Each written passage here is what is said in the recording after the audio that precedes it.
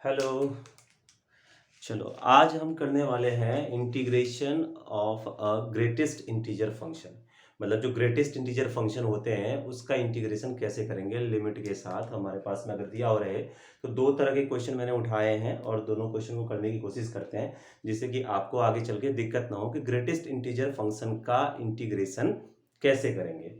तो greatest integer function के question में मैंने एक ये लिया है ग्रेटेस्ट इंटीजर फंक्शन एक्स का जिसमें लिमिट लिया है 0 से 1.5 और दूसरा लिया है मैंने एक एक्स एक्स स्क्वायर जिसका लिमिट है 1 से 2। तो पहले 0 से 1.5 का देख लेते हैं 0 से 1.5 का क्या आता है उसके बाद हम देखते हैं। तो ग्रेटेस्ट इंटीजर फंक्शन होता क्या है। ग्रेटेस्ट इंटीजर फंक्शन वो फंक्शन है अगर मैं बोलूं तो मैं बच्चों को बोलता हूं वो चाबी वाला ग्राफ। चाबी वाला जो ग्राफ बनता है सीढ़ी वाला स्टेयर वाला कि मतलब अगर आपने कोई इंटीजर पुट किया फंक्शन में तो बाहर एक इंटीजर निकल के आएगा। लेकिन अगर आपने कोई फ्रैक्शन पुट किया उस फंक्शन में तो फ्रैक्शन पुट किया तो फ्रैक्शन पुट करने के बाद में उससे छोटा जो ग्रेटेस्ट इंटीजर होगा वो बाहर निकल के आएगा। मतलब कि अगर आपने उसमें ग्रेटेस्ट इंटीजर फंक्शन में 1.4 पुट किया तो बाहर क्या आएगा 1 आएगा। लेकिन अगर आपने 1 पुट किया तो 1 आएगा। 0.99 पुट किया तो 0 आएगा। तो वैसे ही अब इसको हम अगर ब्रेक करें पहले इस क्वेश्चन को देखते हैं हम। तो इस क्वेश्चन में जो ऐसे क्या हो जाएगा तो ये हमारा एक वो थी ना प्रॉपर्टी P2 कि हम लिमिट को बढ़ा सकते हैं। तो इस हिसाब से 0.15 को मैं ऐसा ऐसा कर सकता हूं कि 0 से 1 तक 0 से 1 तक में जो x होगा देखो मैं अभी ये x ही लिख रहा हूं और 1 से लेके 1.5 तक जो होगा इसको भी मैं अभी x ही लिख रहा हूं। तो अब यहां पे क्या हो जाएगा कि जैसे ही 0 से 1 के बीच में कोई सा भी वैल्यू हम पुट करेंगे तो पुट करने के बाद आंसर जो है वो क्या निकल के आएगा। आंसर निकल के आएगा 0।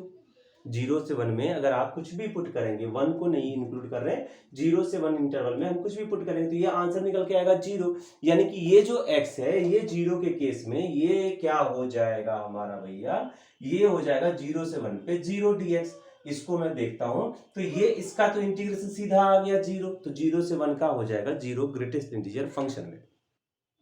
अब ये है तो 1 से 1.5 में जब भी हम कुछ भी पुट करेंगे तो बाहर क्या आंसर आएगा बोलो आप।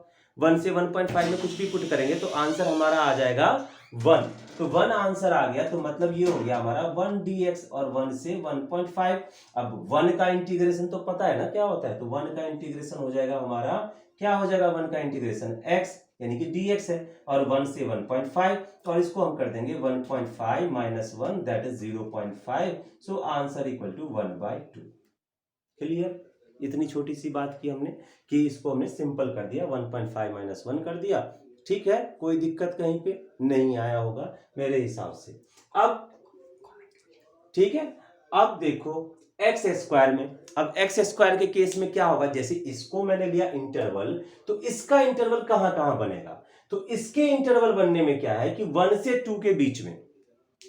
तो 1 से 2 के बीच में जब हम 1 से चलेंगे तो 1 पुट करेंगे तो 1 आएगा। 1.1 पुट करेंगे तो 1 आएगा। 1.2 पुट करेंगे तो 1 आएगा। तो कब तक 1 ही रहेगा। तो 1 रहेगा जब तक आप इसमें √2 पुट नहीं कर लेते हैं। √2 पुट करेंगे तो ना √2 का स्क्वायर 2 होगा तो √2 से कम। तो जो इसका इंटरवल होगा ना एक हो जाएगा 1 से √2। √2 1 से √2 क्यों क्योंकि इसके बीच में कोई सा भी वैल्यू पुट करेंगे तो आंसर हमारा 1 आएगा। फिर हम आगे चलेंगे तो अगला इंटरवल हमारा हो जाएगा √2 से और वो कहां तक चलेगा अब आप समझ गए होंगे। तो √2 से चलेगा √3। ऐसा क्यों ले रहा हूं क्योंकि यहां स्क्वायर है तो जब √2 का स्क्वायर पुट किया तो 2 आ गया और √3 का स्क्वायर तो 3। तो इसके बीच में जितने सारे वैल्यू होंगे वो रिटर्न करेंगे 2। तो इसीलिए √2 से √3 और अगला जो होगा यहाँ ब्रैकेट जो है ये हमने ये लगाना है और अगला जो होगा नेक्स्ट होगा वो हमारा हो जाएगा √3 से √4 और √4 हमारे पास 2 दिया हुआ है तो ये हो गया हमारा 2। तो मतलब इसमें 3 इंटरवल बनेंगे जैसे इसमें बने थे 2 इसमें 3 इंटरवल बनेगा। क्या क्या बनेगा देखो पहले मैं लिख रहा हूं 1 से √2 एक आपको समझ में आ जाएगा x² dx 1 से √2। दूसरा हो जाएगा √2 से √3 x² dx। ठीक है ये लाइन अगर आप नहीं भी लिखेंगे तो कोई दिक्कत नहीं है। और तीसरा हो जाएगा हमारा √3 से 2 यानी कि √4, और ये हो जाएगा हमारा भी x² dx। ये आ गया। अगर आप ये लाइन नहीं भी लिखते हो तो कहीं कोई दिक्कत नहीं है, ठीक है। और ये जो हो गया, अब यहां देखो फिर से मैं तुम्हारे लिए बढ़ा रहा हूं इसको कि x², 1 से √2 में कुछ भी पुट करेंगे तो आंसर क्या आएगा, 1 dx आएगा। तो ये आ गया 1 dx, 1 से √2। फिर इसका क्या हो जाएगा, इसमें कुछ भी पुट करेंगे, √2 से √3 के बीच में पुट करेंगे कुछ भी, तो क्या आंसर आ जाएगा, √2 से जैसे ही आगे बढ़ेंगे हम तो √2 का स्क्वायर 2, तो कुछ भी पुट करेंगे तो 2 आ जाएगा। तो ये हो जाएगा हमारा 2 dx, और ये हो जाएगा √2 से √3, और फिर ऐसे ही ये हो जाएगा हमारा 3 dx, ठीक है ना। 3 dx मतलब √3 से √2 के बीच में, ये सब 1 से 2 के बीच में इंटरवल है, 1 से 2 के बीच का इंटरवल है। तो √3 से, तो ये हो जाएगा 3 dx, और ये हो जाएगा √3 से 2।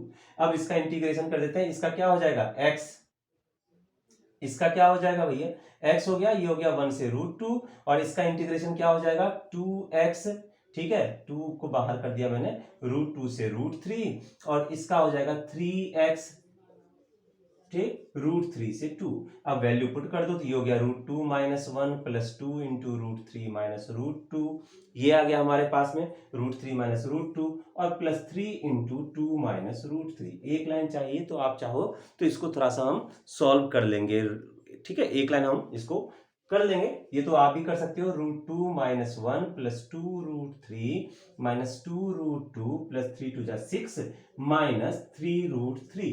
ये आ गया हमारे पास में, कुछ कट रहा है क्या कहीं पे, तो 6 माइनस 1 हो गया हमारा 5, और देखो 2 √3 माइनस 3 √3, तो माइनस √3, और √2 माइनस 2 √2, तो ये हो गया माइनस √2। तो ये हमारा हो गया इसका आंसर, ठीक है, ये हो गया हमारा आंसर। देख लीजिए आप कि 5 माइनस √3 माइनस √2। तो ग्रेटेस्ट इंटीजर फंक्शन में मेन जो चीज है वो है हमारा इंटरवल बनाना, और इंटरवल अगर बन गया सही, इंटरवल बनने के बाद में हमारा काम आसान हो जाएगा। फिर तो आपको पता ही है फंक्शन कैसे करते हैं। तो इंटरवल बनाइए, और इंटरवल अगर बन गया सही तो क्लियर है।